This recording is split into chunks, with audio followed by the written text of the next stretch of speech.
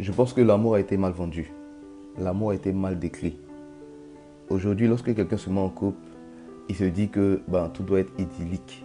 Tout doit se passer comme sur des nuages.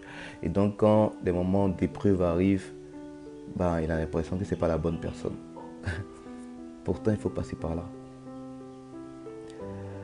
Et l'exemple que j'aime bien utiliser, c'est la grossesse. Une femme qui fait 9 mois et qui accouche par la suite.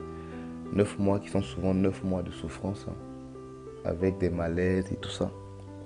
Mais par la suite, qu'est-ce qu'elle fait? Elle délivre le plus beau cadeau qu'elle puisse avoir. Et donc, dans les relations de couple, il faut être patient, il faut savoir endurer. Ce sont des moments qui nous fortifient, qui nous permettent de savoir vivre ensemble. Il est facile de vivre tout seul, parce qu'on peut se supporter soi-même. Mais supporter une autre personne, c'est encore plus difficile. Et c'est tout ça le challenge en fait. Apprendre à supporter l'autre. Apprendre à supporter ses dérives, apprendre à supporter ses écarts de langage, tout ça. Ça ne sert à rien d'aller ailleurs parce que l'herbe n'est pas forcément plus verte ailleurs. Il faut apprendre à se battre. Si vraiment tu tiens à la personne, à se battre pour lui et avec lui. D'accord? C'est pas important comment il réagit. Le plus important, c'est comment toi tu réagis. Et c'est ça le problème aujourd'hui. C'est qu'on veut forcément que l'autre réagisse comme on faudrait qu'il réagisse pour que les choses aillent de l'avant. Mais ça ne fonctionne pas comme ça.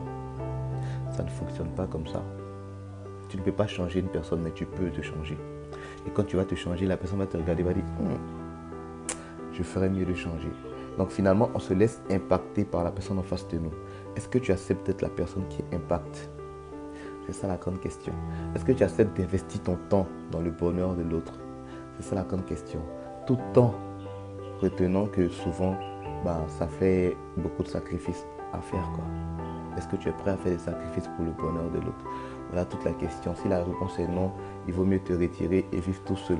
Comme ça, tu pourras le temps de te chouchouter. Mais si la réponse est oui, et c'est ce que je te recommande, tu ne vas pas regretter.